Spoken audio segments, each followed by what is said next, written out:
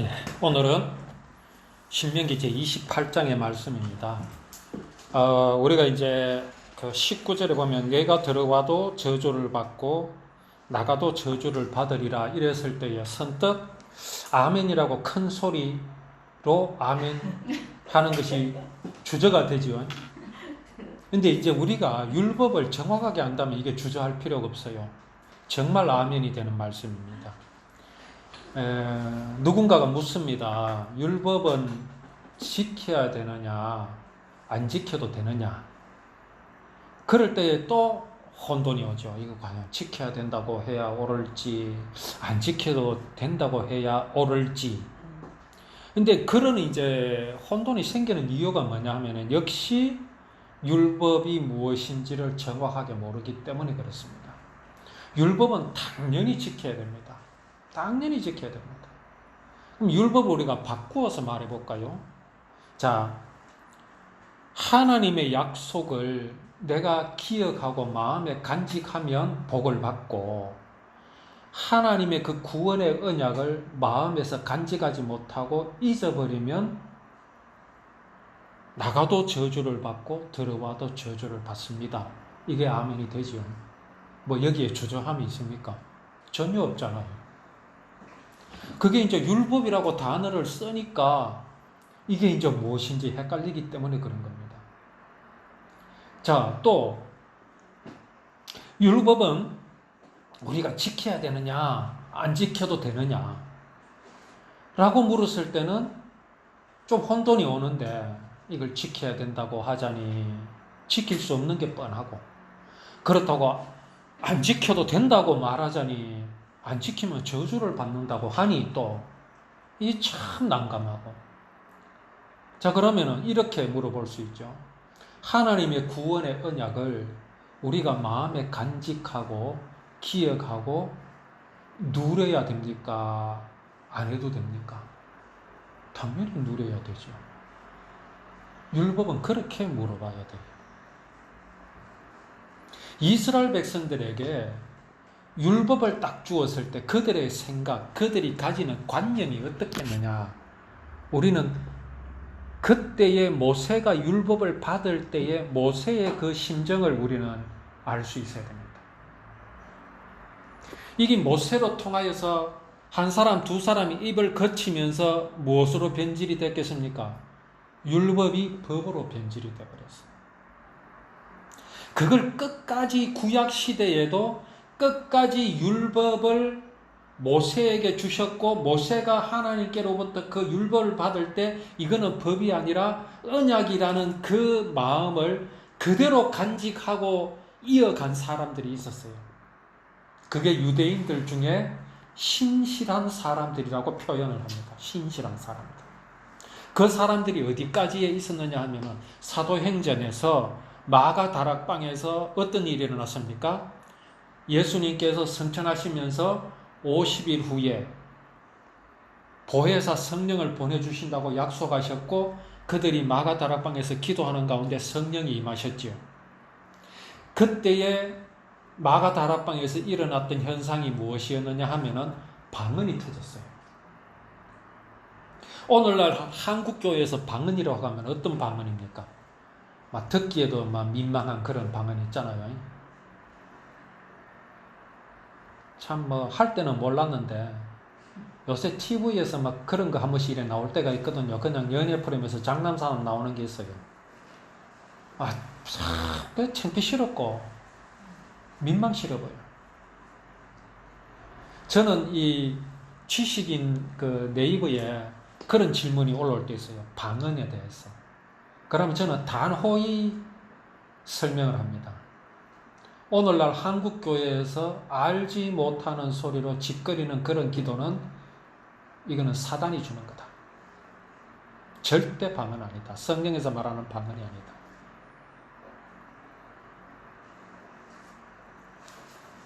사도행전에서 일어난 방언이 성경에서 아주 명백하고 상세하게 기록을 해 놓았습니다. 그 방언이 어떤 것이냐 하면요.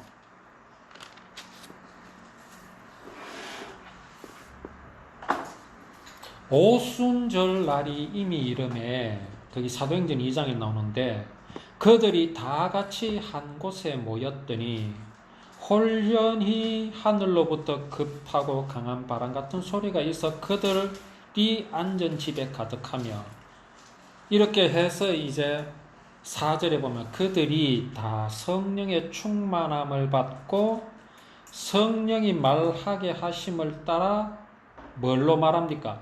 다른 언어들로 말합니다. 우리가 보통 이제 사투리를 방언이라 그러죠. 사투리.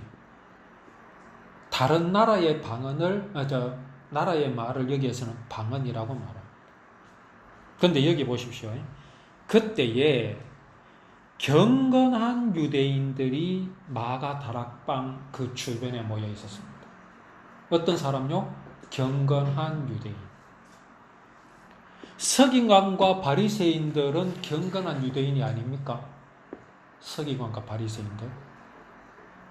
이 사람들도 스스로 말하기를 자기들은 경건하다고 했어요. 심지어 바울 사도도 예수님도 그렇게 말씀하셨죠. 너희의 의가 서기관과 바리새인 같지 않으면은 결단코 천국에 들어갈 수 없다라고 말씀하신 적이 있습니다. 왜 그렇게 말씀하셨을까요? 서기관과 바리새인들이 옳아서 하신 말씀은 아닙니다. 그들이 율법에 대한 관심과 율법을 향한 그 뜨거운 마음, 그 열정, 그걸 이야기하신 겁니다. 그들이 율법을 언약으로 지키지 않고 이것 말고요. 그들은 어쨌든 율법에 관한 한은 굉장히 열심히 했어요. 그 부분을 말씀하신 것이지 그들이 결코 그들이 지키는 율법으로 천국 가신다는 말씀은 아니었어요. 자, 그렇다면 여기 오늘 경건한 유대인들 그들이 과연 서기관과 바리새인들하고 똑같은 모습이었느냐? 그건 다르다. 여기 경건한 유대인들은 어떤 사람들이냐 하면 예수님이 탄생하셨을 때 동방에서 별을 보고 점을 치는 사람들이 그걸 박사라고 그랬죠. 점을 치는 사람들이 예루살렘 성으로 달려갔어요. 뭐를 보고? 별을 보고.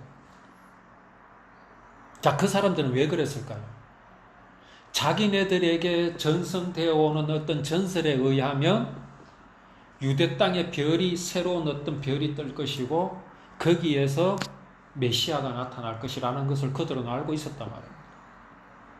그들은 그것을 믿고 메시아가 나실 곳으로 달려갔잖아요. 그게 경건한 모습입니다.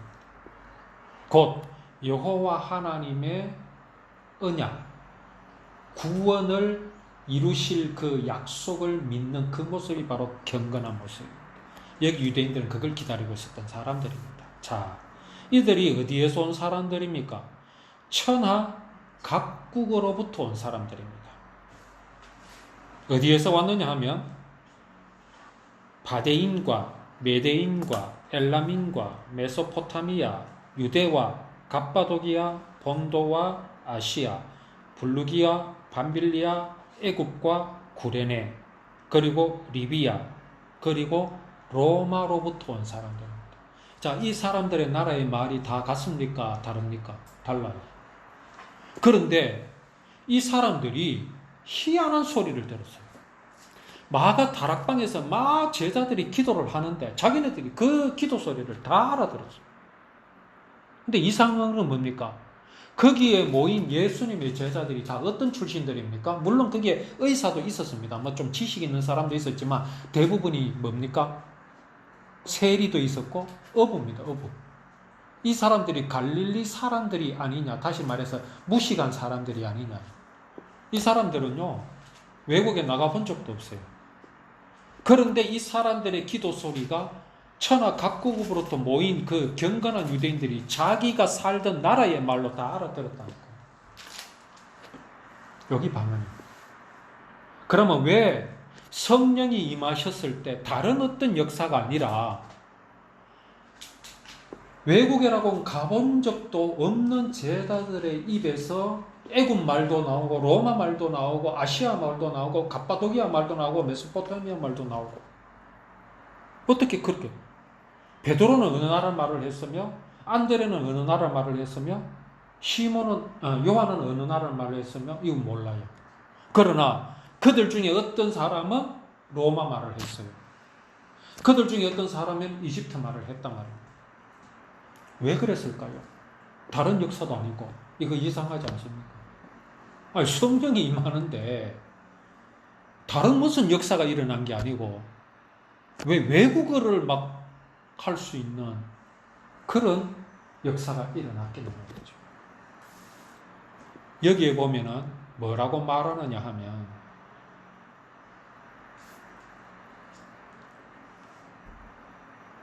그레드인과 아라비아인들이 우리가 다 우리의 각 언어로 뭐라고 말하냐면 2장 11절에 보면 하나님의 큰 일을 말함을 듣는도다 그랬어요. 로마에서 온 사람들은 로마 말로, 이탈리아에서 온 사람은 이탈리아 말로 하는 말을 듣는데 그 내용이 뭐냐? 하나님의 큰 일. 자, 하나님의 큰 일이 뭡니까? 뭐 천지를 창조하신 겁니까? 빛이 있어라 하시면 빛이 있었고 말이죠. 그거였습니까? 그것도 물론 큰 일이죠. 그러나 하나님의 큰 일은 우리를 구원하시는 일입니다. 하나님이 어떻게 구원을 이루실 것이고 어떻게 그것을 이루셨는지를 지금 제자들의 입을 통해서 각국으로부터 모인 그 경건한 유대인들에게 들려주셨어요. 왜 이렇게 하셨느냐? 그게 바로 예수님께서 승천하시면서 약속하신 것 때문에 그렇습니다. 예수님이 뭐라고 약속하셨습니까? 사도행전 1장 8절에 오직 성령이 너희에게 임하시면 너희가 권능을 받고 예루살렘과 온 유대와 사마리아와 땅 끝까지 이르러 내 증인이 되리라는 약속을 해주십니다. 자, 여기 마가다락방 아래에 모여 있었던 경건한 유대인들은 각국으로부터 왔는데 이 사람들은 대단히 충격을 받았겠죠. 그리고 그 제자들이 하는 기도 소리가 시간적으로 얼마나 오래 했는지는 모르지만 그들의 귀에 들리는 것은 뭐였냐면은 하나님의 큰 일을 행하신 것을 제자들이 기도하는 그 내용 속에 다 들어 있었어요. 그게 도대체 무엇인지를. 자, 이 사람들이 각국으로 돌아갔겠지요. 무슨 이야기를 했겠습니까? 야, 우리 놀라운 일을 봤다. 그 무시간 제자들이 갑자기 우리나라의 말을 하더라. 그 말 내용이 하나님의 크신 일, 하나님의 행하신 크신 일을 말하더라. 그 내용은 이런 것들이었다. 이라고 전하지 않겠습니까? 그게 무슨 약속을 이룬 겁니까? 사도행전 1장 8절에 그 약속을 이룬 겁니다. 이게 방언입니다. 그렇게 하실 수밖에 없었죠, 하나님. 자, 이권사님은 영어를 잘하십니다. 이게 방언의 은사입니다. 은사는 여러 가지입니다. 아, 내가 열심히 공부해서 그랬다. 공부해도 못하는 사람이 있어요. 어학에 아주 특출한 사람들이 있어요. 분명히 있습니다. 우리 각자에게는 하나님께서 주신 특별한 은사들이 다 있어요. 우리 바보 같을지라도. 그 감리교는 교회의 목사를 목사라 그러지 않고 감독이라 그래요. 감독. 이게 참 적절한 말이기는 해요. 교회의 목사가 무슨 일을 해야 되느냐 하면은 교회의 구성을 이루었잖아요. 그러면 각 사람들이 구원을 받고 성도가 됩니다. 그러면 이 사람 하나를 내가 다스리려고 하면 안 돼요. 감독의 일을 해야 돼요. 감독이 하는 일이 뭡니까? 야구 감독이 하는 일이 뭡니까? 제가 늘 하는 이야기지만 옛날에 김은용 해태 감독이 누가 인터뷰하면서 물었어요. 아, 감독님은 야구를 참 잘하시죠. 펄쩍 뛰더라고. 무슨 소리? 우리 여 혜태에서 내가 야구를 제일 못한다. 여기 야구 잘하는 애들, 종범이, 선동열이, 내 이름 다 못 외우겠는데. 하여튼, 야들이 야구를 훨씬 잘한다. 내가 하는 일이라고는 야들을 어느 포지션에, 몇 번 타자에 내가 그 사람들을 기용하고 쓸 것인가, 그거를 나는 하는 사람이지, 야구는 야들이 훨씬 잘합니다. 오늘 교회의 목사는 뭐를 해야 되겠습니까? 기도하는 가운데 성도들의 하나님께서 주신 은사를 발견하고 그 은사를 적절한 곳에 배치할 수 있고 쓸 수 있는 그런 지혜를 구해야 되는 게 오늘날의 목사가 해야 될 일인데, 목사가 지가 최고라. 자기는 율법을 제일 잘 지키는 것 같아. 율법을 지켜야 나가나 더가나 복을 받습니다. 자기는 하나도 못 지켜놨어. 그래가 다 들통나잖아요. 교회에서 온갖 짓 다 하고. 그래 교회가 욕먹는 거라. 율법이요, 하나님의 약속이요, 이 땅에 내려와서 모독을 받는 거라. 누구들 때문에? 율법을 지키려고 하는 사람들 때문에. 율법이 모독을 받는 겁니다. 예수님 그렇게 한탄하셨어요. 율법이 너희들 때문에 모독을 받는 도다 그랬어요.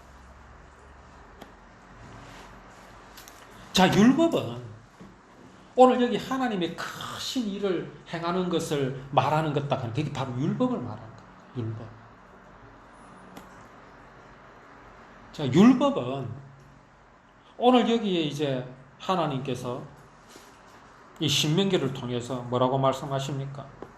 내가 내 하나님 여호와의 말씀을 삼가 듣고 내가 오늘 네게 명령하는 그의 모든 명령을 지켜 행하면. 자, 여기 지켜 행하면 그래 놓으니까 이제 전부 다 뭐라고 생각합니까? 야, 율법에 그게 기록하신 대로 우리가 잘 지켜 행하면 타의 모범이 되고 그것으로 하나님을 영화롭게 할 수 있고 하나님께 영광 돌리는 일이다. 우리가 그렇게 모범되게 살면 안 믿는 사람들이 우리를 보고 야, 과연 하나님을 믿는 사람은 저렇구나 라고 하기 때문에 우리가 율법을 지킨다는 것은 하나님을 영화롭게 하는 것이다. 하나님께 영광 돌리는 것이다. 이렇게 말합니다. 과연 그렇게 해서 하나님께서 영광을 받을 수 있을 것으로 하나님께서 율법을 주셨다면 하나님이나 우리 인간이나 나나 똑같습니다. 똑같습니다. 세상의 종교들이 다 어떻게 말하고 있습니까? 종교에서 제시하는 교리, 내가 그것도 율법 아닙니까? 그들의 율법. 그 율법들이 다 뭡니까? 착하게 살아라, 바르게 살아라, 이웃 사랑하라, 원수 사랑하라, 전부 그렇습니다. 왜 그렇습니까? 사람의 양심이 법을 만들었거든. 그 양심이 어디로부터 온 겁니까?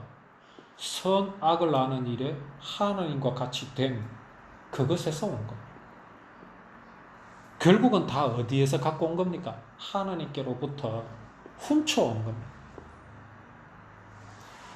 그래서 인간은 뭐를 압니까? 선이 무엇이고 악이 무엇이다라는 그것을 근거로 해서 법을 만들었습니다. 다 뭐라고 말합니까? 이대로 살아라. 그게 과연 신이 말한 것이겠습니까? 사람의 생각 속의 신입니다. 그러니까 무엇밖에 말할 수 없습니까? 착하게 살아라고 그렇게 말할 수밖에 없습니다. 그러나 율법은 다르죠. 또 달라야 되죠. 왜? 하나님이시기 때문에. 그 하나님이 우리 보고 너희들은 착하게 살아라. 너희가 착하게 살아야 내가 욕을 안 먹는다. 흔히 부모들 그렇게 말하죠. 또는 뭐 어떤 애들에게 그렇게 권고하지요. 네가 착하게 살아야, 네가 착한 행실을 해야 너희 엄마, 너희 아버지가 욕 안 먹는다. 그런 말하죠. 그거 다 사람이기 때문에 그렇게밖에 말 못합니다. 근데 율법이 과연 그렇게 주신 것일까요? 그게 아니라는 말입니다. 율법은 하나님께서 당신의 마음을 그대로 우리에게 보여주신 겁니다.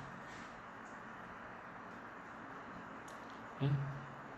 내가 미워하는 자의 나귀가 무거운 짐을 지고 가다가 쓰러진 것을 보거든 달려가서 도와주라. 이게 누구의 마음입니까? 하나님의 마음입니다. 사람도 그런 말 할 수 있어요. 사람도 그렇게 하는 것을 착하다고 하지. 내가 미워하는 사람의 나귀가 무거운 짐을 지고 가다가 쓰러진 것을 보면 아이고 그거 참 고소하네. 사람은 그렇게 안 가르칩니다. 당연하지 않습니까? 선악을 하는 일이 하나님 것 같이 되었으니 무엇이 선한 건지 잘 알고 있습니다. 그러나 율법이 다른 것은 뭡니까? 그렇게 하라 하신 그것이 바로 하나님의 마음이다 이 말입니다. 그럼 하나님의 마음을 너희들이 한번 지켜봐라. 한번 따라해봐라. 흉내낼 수 있습니다. 와, 그 어떤 앵무새가 있는데요. 이 앵무새가요, 사람 말을 얼마나 잘 따라하는지, 똥 쌌어? 해사고 그 집에 딸내미 이름 불러가면서 저것마가 하는 말은 이 앵무새가 다 해요. 근데 과연 앵무새가 그 의미를 알겠습니까? 율법은 법대로 지켜라고 교회에서 가르치고 그렇게 해서 그렇게 행하는 것은 앵무새와 똑같습니다. 하나님의 마음은 아무것도 관심 없습니다. 그냥 흉내만 내는 겁니다. 내가 미워하는 자의 나귀에게 달려가서 도와주는 건요, 얼마나 착한 모습입니까? 그래 하고 싶지요. 그래서 그렇게 합니다. 하면서 무엇을 깨닫게 됩니까? 하기는 하는데 내 속에 미워하는 마음은 여전하다라는 것을 깨닫게 됩니다. 하나님의 사랑에 이를 수 없다라는 걸 알게 되죠. 그래서 그 기능이 뭐냐 하면은 율법으로는 죄를 깨달음이다. 그 말씀입니다. 그것으로 끝이 난다면은 율법은 아무 의미가 없습니다. 율법은 약속이 될 수가 없어요. 그것을 넘어선 또 하나의 넘어섰다라기보다도 똑같은 의미입니다. 뭐가 있습니까? 이러한 모양과 모습대로 나를 용서하여 주시는 하나님의 사랑을 보여주십니다. 인생은요, 하나님을 대항하고 있습니다. 인생은 하나님을 대항하고 있다니까요. 막 대놓고 하나님을 욕하는 안티들이 있습니다. 그들만이 하나님을 대항하는 거겠습니까? 아닙니다. 구원받은 내 마음도 하나님을 대항하고 있습니다. 우리가 저 산을 보고 바다에 옮겨오라 하면은 옮겨지잖아요. 하나님은 그래 하실 수 있잖아요. 근데 우리 과연 저 산을 보고 그렇게 말합니까? 못합니다. 온갖 핑계 다 됩니다. 그건 그런 이야기고 저런 이야기고 그런 의미고 저런 의미고 하면서 우리 물리를 걸을 수 있습니까? 못 걷잖아요. 하나님을 하나님으로 안다면 그게 일어나거든요. 근데 우리 못하잖아요. 우리가 내 마음, 구원받은 내 마음도 하나님을 대항하고 있습니다. 그런 본성이 우리 속에 있다는 말입니다. 그렇다면 하나님과 우리의 관계는 어떤 관계입니까?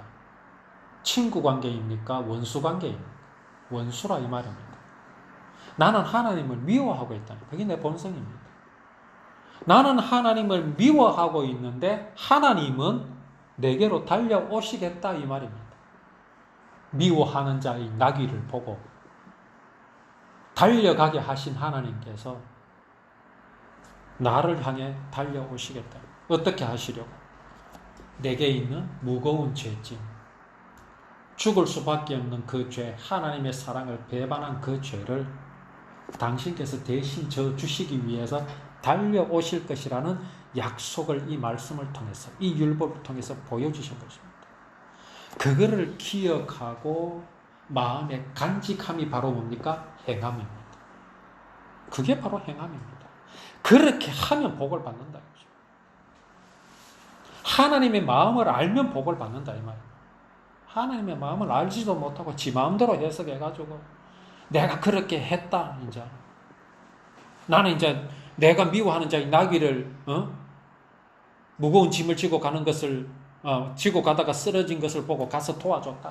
내가 미워하는 사람이 있었는데 그 사람이 고속도로를 지나가다가 가다가 타이어에 펑크가 나가지고 갓길에 서가서 끙끙거리는 걸 보고 나는 그 사람이 나를 미워하지만 나는 달려가서 도와주었다. 그래서 막 나는 했노라. 그러지 말아요. 그걸 자랑하는 사람이 있었어요. 그들이 누구였습니까? 가늠한 여인을 예수님께로 끌고 온 사람들입니다. 그들의 생각은 뭐였습니까? 나는 율법을 다 지켰다. 간음하지 말라 하신 율법을 지켰다. 자신만만했어요. 그러니 이 여인을 간음한 현장에서 잡은 이 여인을 나는 능히 심판할 수 있는 자격이 있다. 이렇게 생각했죠. 그런데 율법의 주인이신 예수님 앞에 딱 와서 그게 다 무너졌죠. 그들이 지킨 율법은 율법이 아니었고 그냥 법이었어요. 율법은 무엇으로 지켜야 된다? 마음으로부터 지켜야 돼요. 하나님의 마음으로 지켜야 돼요. 이미 음욕을 품고 여자를 보았다? 이미 음욕을 품고 남자를 보았다? 넌 가늠한 거야. 왜? 하나님은 내 마음을 보시니까. 또 하나님은 그렇게 하시는 분이 아니시니까.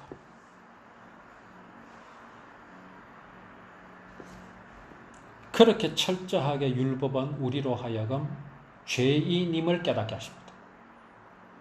내 마음부터 아주 나쁜 마음이니까 이게 죄가 아니라 내 마음이 왜 그런가?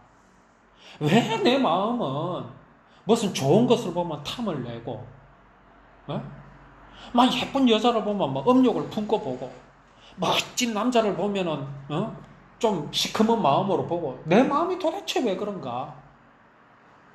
무엇 때문에 그런가? 성경은 그것을 우리에게 답을 주시잖아요. 왜 그런지. 생명이신 하나님을 상실하여 버렸기 때문에 그런 것이다라고 우리에게 보여주십니다. 그게 죄라는 것이죠. 하나님의 사랑을 버렸으니 율법은 우리에게 죄를 분명하게 깨닫게 해주십니다. 죄를 깨달았으니 무엇을 이제 우리는 알게 되는 겁니까? 나는 생명이신 하나님을 영원히 만날 수 없구나라는 것을 율법만이 깨닫게 해주십니다. 세상의 법은 깨닫게 못합니다. 자, 그것으로 끝이라면 율법은 우리는 지킬 필요가 없어요. 아무런 도움이 안 되는데 그냥 지옥 가 너는 그걸로 끝이라. 그러면 율법은 우리에게 무익한 거죠. 전혀 무익한 겁니다. 그런데 율법이 뭐라고 말씀하십니까?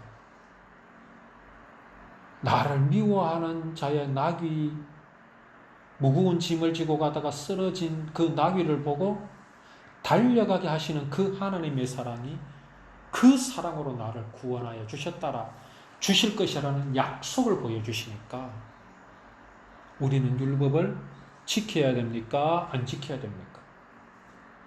이 하나님의 언약을 우리는 기억하여야 합니까? 안 해도 됩니까? 그 말씀을 지금 우리에게 말씀하시는 겁니다. 특히 이스라엘은 이게 굉장히 중요합니다.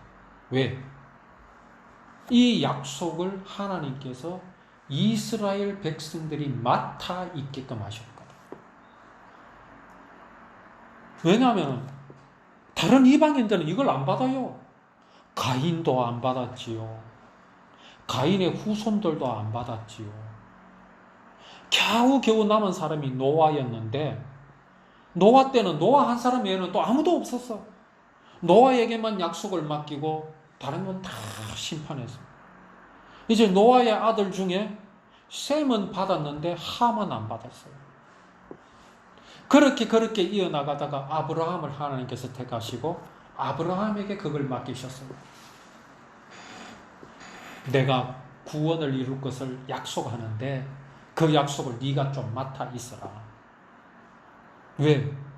그래야 이 이스라엘 백성들을 통해서 여호와 하나님의 약속이 전파될 것이기 때문에, 또 그 약속을 이루실 메시아를 누구를 통해서 보내야 되겠습니까? 약속을 간직하고 약속을 마음에 영접한 사람들에게, 그 사람들을 통해서 보내셔야 될 것 아닙니까? 약속을 부정하고 있는데 그들에게 메시아가 나면 어떻게 하겠습니까? 일어나는 사건이 있죠. 그게 바로 그 예수님 당시에 유대인의 왕이었던 헤롯이 일으킨 일 아닙니까? 2살 이하는 다 죽여버려요. 그런 자들에게 약속을 맡기겠습니까? 오늘 우리가 이 율법을 지켜 행하라고 하신 이 말씀의 의미를 우리는 분명히 알고 있어야 됩니다. 그래야 우리가 세상을 향하여 율법을 똑바로 전할 수 있습니다. 지금 교회는요, 율법을 거짓으로 전하고 있습니다. 전혀 율법을 전하지 못하고 있습니다. 완전 왜곡해서요, 옛날 서기관과 바리새인들이 전하던 그 율법을 전하고 있습니다. 그러면서도 자기들은 서기관과 바리새인하고 다르다고 말해요. 아니에요. 똑같아요. 똑같아요. 오늘날 교회가 전하는 율법 속에서 약속이라고는요, 눈꼽만큼도 찾을 수 없어요. 그렇잖아요. 과연 그것이 율법을 지켜 행하는 모습입니까? 아니다는 거죠.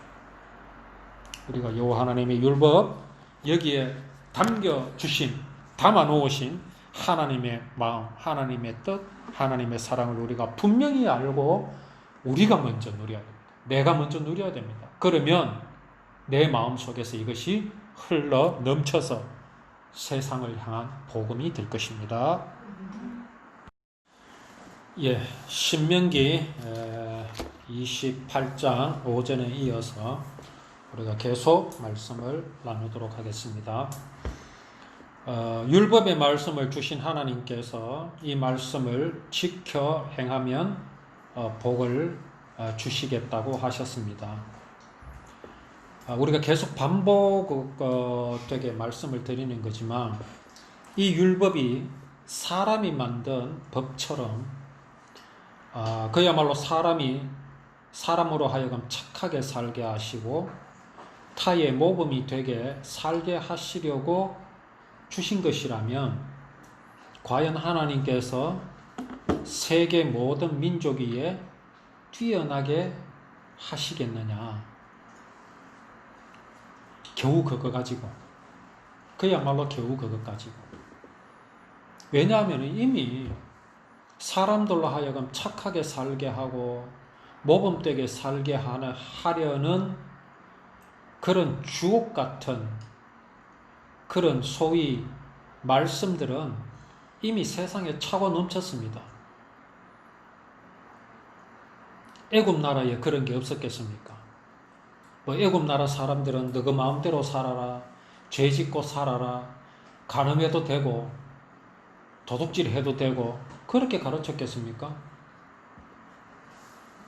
함무라비 법전에 어떻게 사람을 막 타락하여 살게 하고 그런 것들이 있었겠습니까? 없었습니다. 모두가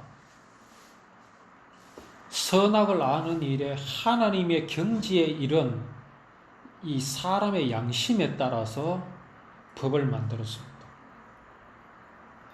자, 율법이 그것과 똑같은 것이라면 율법은 이 땅에 오실 이유가 전혀 없었습니다. 모양이 같고 생긴 모습이 같으니까 율법도 그저 사람이 만든 법하고 똑같고 그렇게 지키면 되겠구나. 오늘날 교회가 그렇게 가르치고 있습니다. 그러하다 보니까 오늘 신명기 28장의 말씀에 지키면 복을 받는다라는 말씀을 두고 우리는 지켜야 한다고 가르치고 있고, 또 의문을 가지죠. 과연 율법을 우리가 다 지킬 수 있느냐? 다 지킬 수 없는 것임이 분명하니 과연 우리는 율법을 지켜야 되느냐 말아야 되느냐, 이런 두 가지의 갈림길에서 전혀 방향을 잡지 못하고 있는 것이 오늘날 교회의 모습입니다. 아까 연예인들 이야기가 잠깐 나왔지만 저도 연예인들의 그 간증들을 좀 들어봤습니다. 최수종 간증도 들어봤고, 또 옛날에 그 신종 플루 왔을 때 그 아들이 하나 죽었던 그 탤런트 간증도 들어봤고, 또 그 사람 이름이 뭐지? 신혜라 남편 차인표 그 간증도 들어봤고 다 들어봤어요. 들어봤는데 정말로 복음을 올바로 깨닫고 복음으로 말미암아 죄사함을 받은 간증을 들어본 적이 없습니다. 모두가 하나님을 믿었더니 내가 잘됐다, 이런 이야기밖에 뿐이라요. 하나님은 우리로 하여금 세상에서 잘되게 하시기 위해서 우리에게 복음 주시고 구원을 주시는 분이 아니시거든요. 이스라엘 백성들이 율법을 지켜 행하면 네 하나님 여호와께서 너를 세계 모든 민족 위에 뛰어나게 하실 것이라고 하셨지요. 도대체 율법이 뭐길래? 율법이 만약에 착하게 사는 것으로 주신 것이라면 그러면 착하게 살아가는 이방인들은 어때야 됩니까? 그들 역시도 세계 모든 민족 위에 뛰어나야 되죠. 근데 솔직히 말해서 아브라함의 후손, 야곱의 후손, 이스라엘 민족들보다 그때 당시에는 이집트가 훨씬 뛰어났습니다. 세계에 우뚝 선 나라였습니다. 문명을 가지고 있는 나라였습니다. 그건 어떻게 해석해야 되겠습니까? 그 사람들이 착하게 잘 살아서? 당연합니다. 그 사람들 착하게 잘 살았기 때문에 그렇습니다.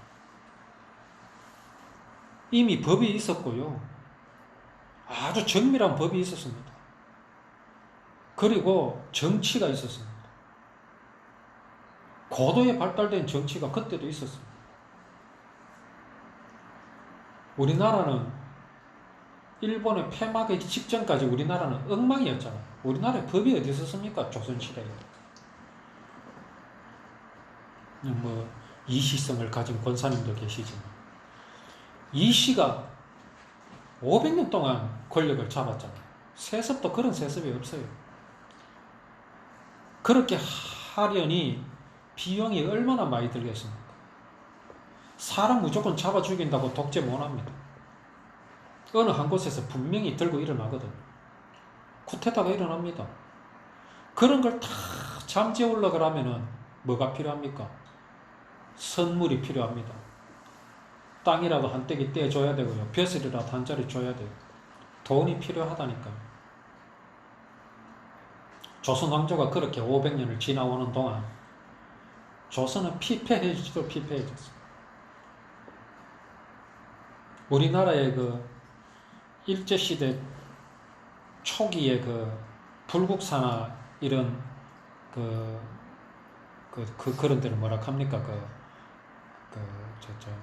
문화재 이런 데를 보면 형편없어요. 불국사는요 곧 무너질 지경이었어요.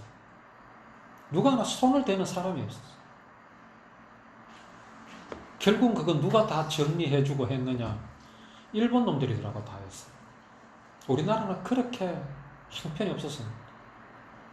그런데 일본이나 이집트나 독일이나 미국이나 그 사람들은 왜 그렇게 되겠습니까? 질서를 잘 지키면서 법을 만들어서 질서를 유지하고 국민들을 통제하고 국민들은 그것에 따르고 하니까 그렇게 발전이 됐죠. 그럼 여기 오늘 하나님께서 율법을 주셔서 이거 지키면은 내 하나님 여호와께서 너를 세계 모든 민족이 뛰어나게 하실 것이라는 것이 바로 그 말씀이겠습니까? 그거 아니라는 말입니다. 하나님께서 이스라엘 백성들에게 세계 모든 민족 위에 뛰어나게 하시려는 데는 이유가 있습니다. 남의 나라를 침략이나 하고 일본 놈들 같이, 예? 저 중국 같이 막 돈을 뿌려가면서 돈을 빌려주고 그 나라 가가지고 막 자기 방식대로 나라를, 지금 아프리카 가서 그런다 그러대. 심지어 뭐 애들이 중국말 안 하면 뭐 벌 세우고 그래. 그게 제국주의 건설입니까? 그럼 이스라엘을 그런 나라로 세우려고 하시는 겁니까? 그거 아니잖아요. 하나님께서 이스라엘 백성들을 세계 모든 민족 위에 뛰어나게 하시는 데는 이유가 있습니다. 그게 무슨 이유냐? 이스라엘에 주신 하나님의 구원의 언약을 이루시기 위해서. 이스라엘을 그저 양치기, 양치는 사람들, 목동들, 그런 그저 정도의 사람들로 그렇게 두고 나라도 일으키지 못하고 민족을 이루지 못하고 영토도 하나 가지지 못하게 되면 과연 여호와 하나님의 그 구원의 언약을 맡은 이스라엘 백성들은 어떻게 되겠습니까? 네, 이리 치이고 저리 치이고 결국은 여호와의 율법은요, 그 율법을 부정하고 막으려 하는 하나님을 대항하는 사람들 손에 그냥 멸망해버리고 맙니다. 하나님께서 이스라엘 백성들에게 그들로 하여금 세계 모든 민족이 뛰어나게 하시려는 데는 바로 여호와 하나님의 구원의 언약을 이 땅 끝까지 이루시기 위한 하나님의 계획이었다는 거죠. 그거 외에는 없습니다. 따라서 내가 예수님을 믿는다? 분명히 하나님은 우리에게 말씀하십니다. 너를 세계 모든 민족이 뛰어나게 해줄 거다. 또 모든 복이 네게 임할 것이다. 뭐 때문에? 뭐 때문이냐는 거죠.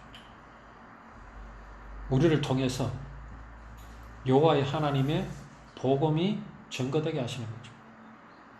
자, 그 방법 중에 어느 것이 가장 효율적이겠습니까?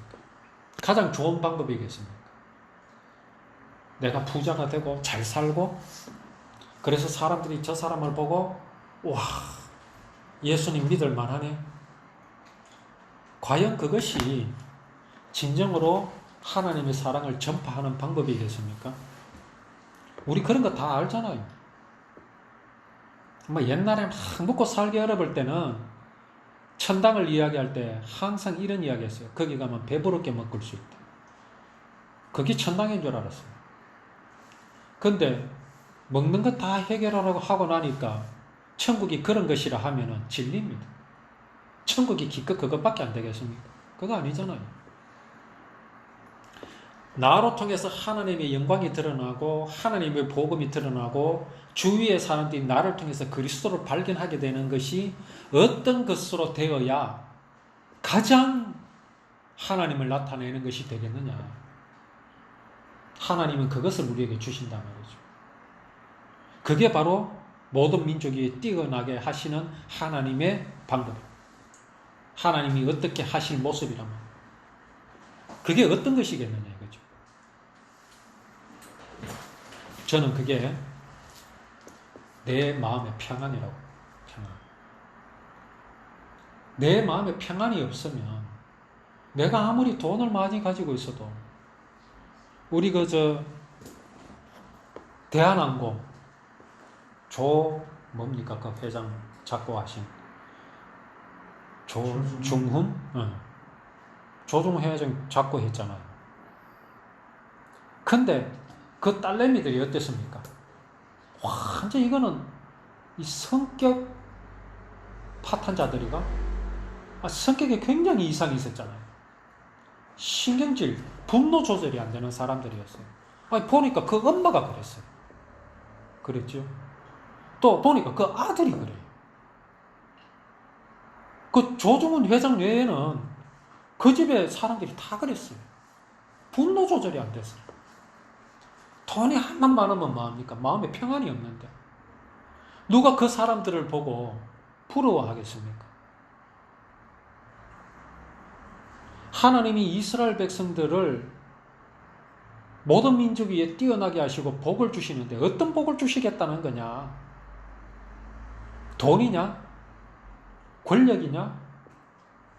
그게 아니다. 뭐였다?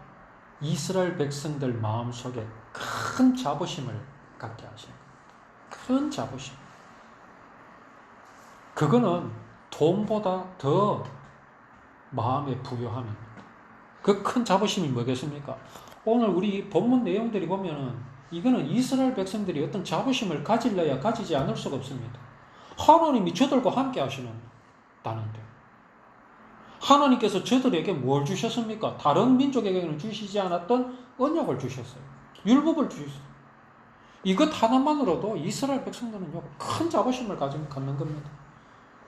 이것 때문에 지금 이스라엘이 저렇게 큰 소리치고 살아가는 원인일 수도 있습니다. 물론 뭔가를 잘못 알고 있기는 하지만 어쨌든 천지를 창조하신 하나님이 저들의 하나님이라는 그 말씀을 그들은 마음에 갖고 있습니다. 이 민족들이 얼마나 핍박을 많이 받았습니까? 고대로부터 애굽에 400년 살았지요. 가나안 땅에 들어간 대전쟁했지요. 바벨론에 포로됐죠. 아수르에 포로됐죠. 블레셋에 포로됐죠. 천난만날 쥐 박히고 나중에는 금세기에 들어와가지고는 온 세계에 흩어졌다가 또 그 2차 대전 때는 유태인 학살이 있지 않았습니다. 그럼에도 그들은 나라가 없어지지 않았습니다.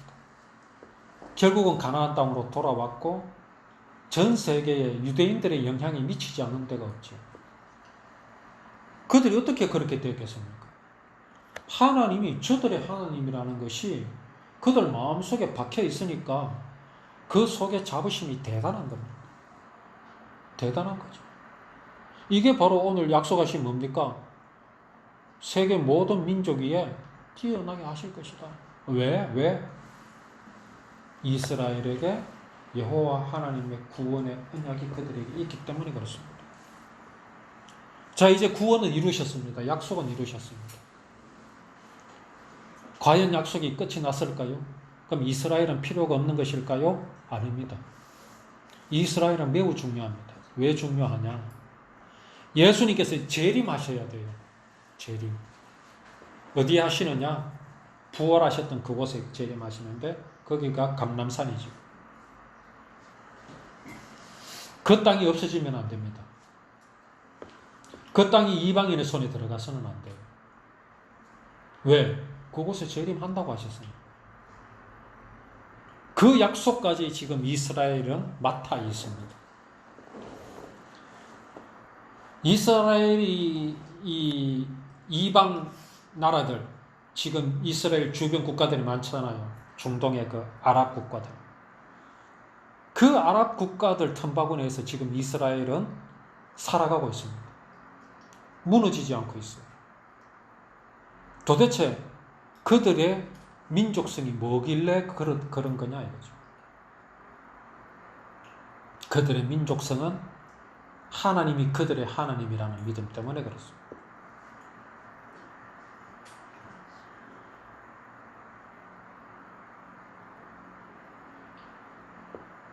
하나님의 주신 명령, 율법, 곧 하나님께서 이루실 구원의 모양이 어떤 것이며 그 모습이 어떤 것인지를 알고 그것을 기억하고 그것을 이루실 것이라는 믿음을 가지고 있으면 그걸 보고 지켜 행하면이라.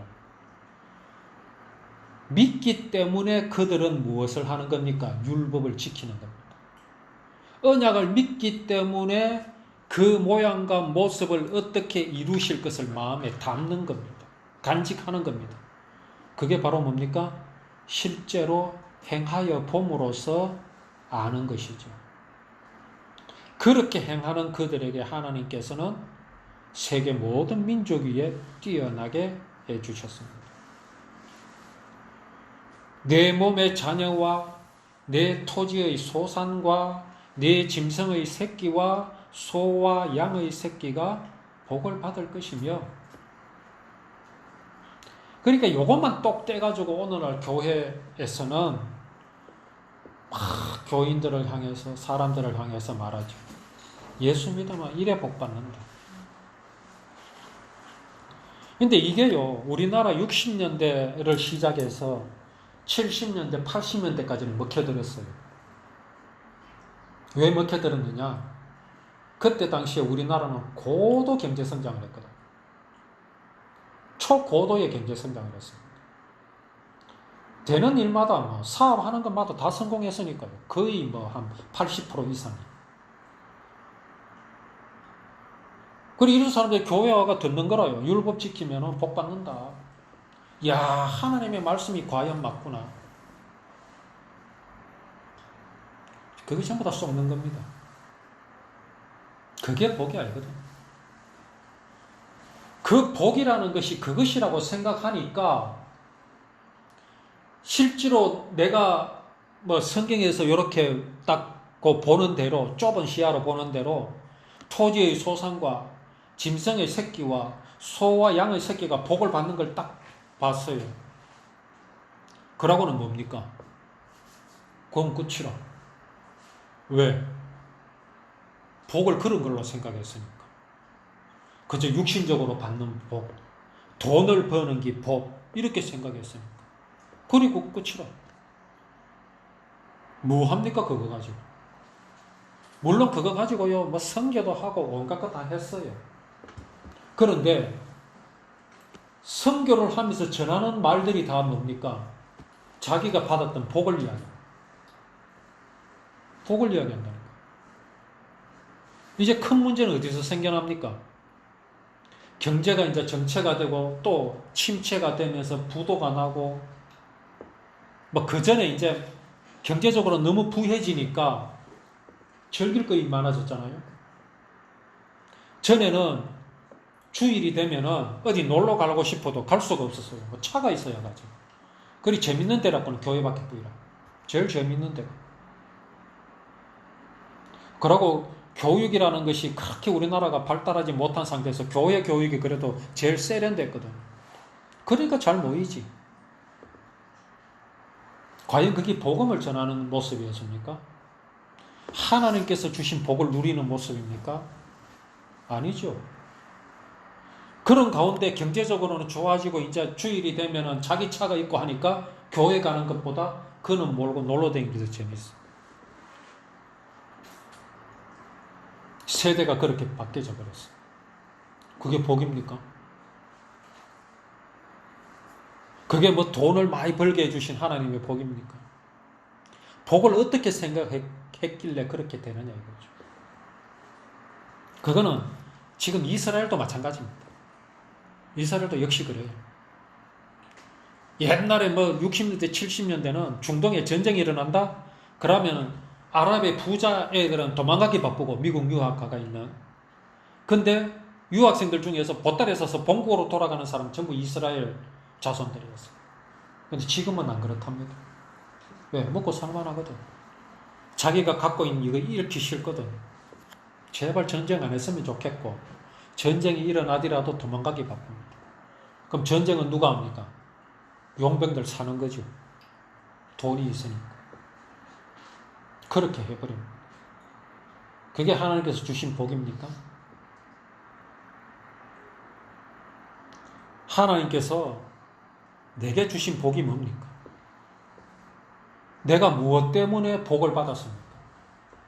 여호와 하나님의 마음을 분명히 알았고, 그 하나님의 사랑이 우리를 구원하시기 위해서 어떤 일을 행하신 것을 알았고, 그 일을 행하시기 위해서 예수 그리스도가 이 땅에 오셨음을 우리는 알았습니다. 그리고 그가 이루신, 예수 그리스도께서 이루신 하나님의 사랑을 우리는 배척하지 않았어요. 마음에 영접했어요. 이것만으로도 복입니다. 그런데 하나님께서는 여기에 무슨 복을 더하여 주십니까? 평안. 이거는 돈으로는 살 수 없는 평안이에요. 돈으로 평안을 살 수 있었다면은 대한항공의 그 딸과 아들들이 그렇게 마음이 피폐하진 않아죠.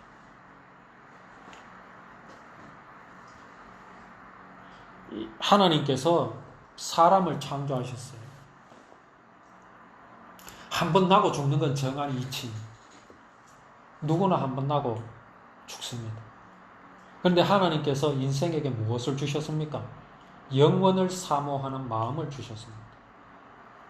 이 영원을 사모하는 마음이 어떤 이에게는 재앙이 될 수 있고요. 어떤 이에게는 복이 될 수 있습니다. 영원을 사모하는 마음. 그 사모하는 영혼을 내가 가졌을 때에는 그게 복이 됩니다. 그런데 가지지 못하면 그건요 저주가 됩니다. 왜 그렇습니까? 허무한 가운데 빠지게 돼요. 공허한 데 빠지게 된다니까. 마음의 생명은 사모하는데 이게 없어요. 그러니까 어떻습니까? 만족함이 없죠. 그래서 돈 있는 재벌의 2세, 3세들이 마약에 빠지는 이유가 그겁니다. 아무리 돈 있는 거 가지고 놀고 해도 도무지 만족이 없거든. 이게 영원하면 좋겠는데 영원한 것도 아니고 하나님께서 인생에게 영원을 사모하는 마음을 주셨다라는 이 영원이 바로 뭐냐? 그 영원은 그냥 단순히 우리가 막 영원히 사는 그게 아닙니다. 그 영원이라는 것이 생명이거든요. 생명. 그 생명이 누굽니까? 하나님이십니다. 다시 말해서 하나님은 인생들에게 하나님을 사모하는 마음을 주셨어요. 그 사모하는 그 하나님은 정말 마음에 사모하면은 우리 안에 들어오시겠다고 약속하셨어요. 그리고 사모하는 우리 마음에 들어오셨어요. 그래서 우리는 무엇을 가졌습니까? 영원한 생명을 가졌습니다. 우리는 영원한 생명이신 하나님을 만날 수 있는 자격을 얻었습니다. 우리가 이 땅에 살고 있다 보니까 실감이 안 나서 그렇지. 그게 우리의 결론입니다. 내가 예를 들어서 어떤 정말 뭐 옛날 요새는 뭐 외국 가는 게 뭐 흔한 일이라 그렇지만 옛날에는 예를 들어서 미국을 간다라고 정해져 있으면 요새 그런 그 프로가 있는데 우리나라에 들어와 있는 그 이제 동남아에서 오신 분들 있잖아요. 이제 아버지가 여기 와서 일을 하고 있어요. 그래서 이제 이 방송에서 그 아버지의 자녀들에게 있는 나라에 가서 선물을 줍니다. 무슨 선물을 줍니까? 아버지한테 가볼 수 있는 비행 티켓을 줘요. 엄청난 거죠, 그들에게는. 그래서 이제 오기 막 한 달 정도 이제 전에 그걸 비행기 티켓을 주고 준비를 하게 합니다. 그러면 애들이 막 한국말 공부도 하고 막 그렇게 하죠. 그 약속을 받아놓은 그 아이의 심정이 어떻겠습니까? 하늘을 날 듯 하지 않겠습니까? 천국이 이것의 비유가 되겠습니까? 우리는 그런 좀 즐거움과 기쁨을 한번 상상을 해보자 이거죠. 그런데 하나님께서 좀 먹고 살게 해놓으시니까 어지간한 것 같고는 도무지 기뻐하지를 못해 우리가.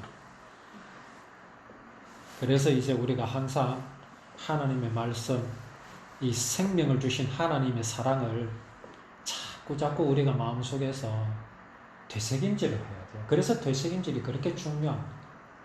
그 되새김질을 하려면 어느 성경을 읽어야 되겠어요? 로마서? 그거는요 해석을 해놓은 겁니다. 실제로는 율법을 자꾸 읽어야 돼요.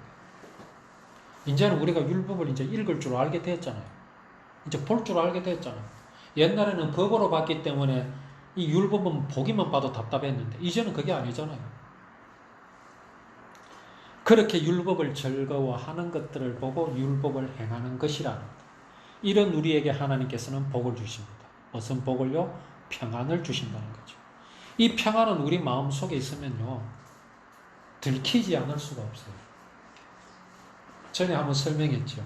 어떤 목사님 사모님 부부가 결혼을 했는데 오랫동안 자식이 없었는데 어느 날 사모님이 임신을 했네. 아주 용한 권사님이 눈치를 채었어요. 사모님, 아기 가졌지요. 깜짝 놀랐는 게라 아무 말도 안 했는데 어떻게 권사님이 아셨어요? 아이고, 척 보면 압니다.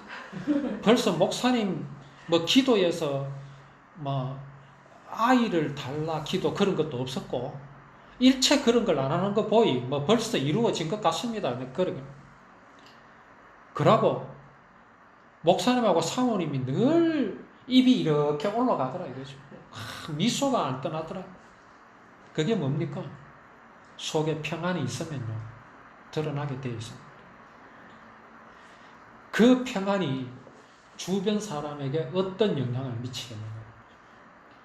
율법을 법으로 전해갖고는요, 절대로 사람을 변화시키지 못합니다. 제 안카피카 우리 아버지, 우리 엄마는요, 제 동생하고 너희는 하늘나라에 혈육은 너희 둘뿐이니까 절대로 싸우지 말고 사이좋게 지내라고 평생을 설교했다는 겁니다. 한 번도 성공 못 했어요. 한 번도 성공 못 했어요. 근데 이제 철이 드니까 이제 철이 들어서 좀 달라진 거죠. 근데 내 손에 누룽지가 하나 딱 있는데 그 누룽지보다 못 했어요. 우리 엄마 아버지 설교가 솔직한 말로.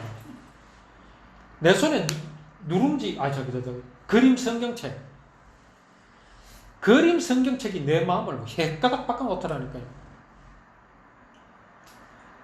내 속에 있는 예수 그리스도가 그 그림 성경책보다 못하겠습니다. 땅의 모든 백성이 여호와의 이름이 너를 위하여 불리는 것을 보고 너를 두려워하리라. 자, 뭐라 그럽니까? 여호와의 이름이 너를 위하여 불린다. 자, 우리나라에 대통령이 계십니다. 신문고라는 게 있어요. 그거를 두드리면 억울한 사정을 이야기하면 누가 듣습니까? 임금이 들어줍니다. 대통령이 들어줍니다. 그런데 숫자가 적어도 10만 이상 넘어가야 돼요. 정해놓은 게 있을 거죠. 몇만 이상이라.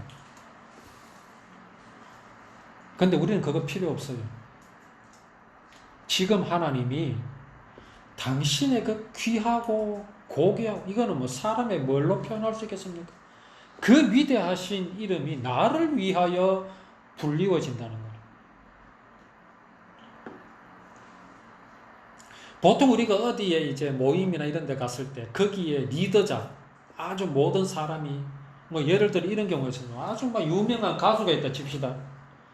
근데 내가 이제 거기 팬클럽 이래 모임에 갔는데 그 가수가 나를 딱 알아보고 막 내 이름을 막 불러가면서 막 이랬다 칩시다. 내 위상이 어떻게 되겠어요? 그 모든 사람들에게서. 옛날에 제가 프로야구 경기하는데 한번 구경을 갔는데 그때 장효조 선수가 굉장히 유명했거든요. 장효조. 삼성 라이온스 장효조. 외야에서 이제 우리 구경하고 있는데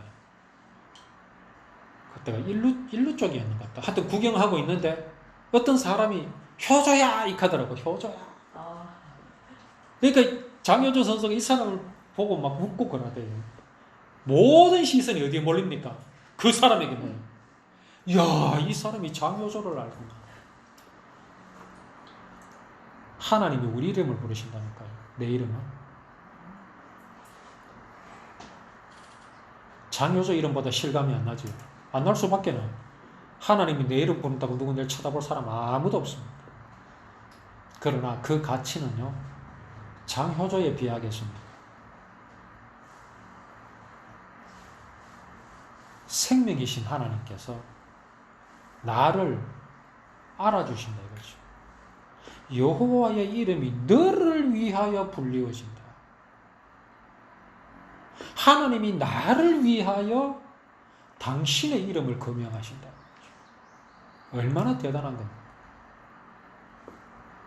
근데 하나님은요, 당신의 관심이 우리한테만 있는 게 아닙니다. 세상 모든 사람한테 똑같이 있습니다. 그 사랑이 온 세상 사람들을 다 구원하셨지요. 네가 만일 네 하나님 여호와의 말씀을 순종하지 아니하여 내가 오늘 네게 명령하는 그의 모든 명령과 규례를 지켜 행하지 아니하면 이 모든 저주가 네게 임하며 네게 이를 것이니 정반대의 말씀을 하잖아요. 자, 이를 두고 또 이렇게 묻는 사람이 있습니다. 자, 복을 주신다고 그러니까 지킬 마음이 있어요. 그렇죠? 근데 여기 뭡니까? 저주를 받는다고 그러니까 그럼 우리는 어해야 되겠습니까? 아이고 하나님 그러면 나는 율법을 안 지키겠습니다. 이래야 되겠습니까? 아니면은 하나님 율법 우리한테 주지 마십시오. 안 주면은 안 지켜도 되니까. 그죠? 율법이 없이는 죄를 정할 수가 없잖아요. 그럼 그렇게 해야 되겠습니까? 그런 말씀이 아닙니다. 율법은 하나님께서 주실 수밖에 없다니까요. 왜?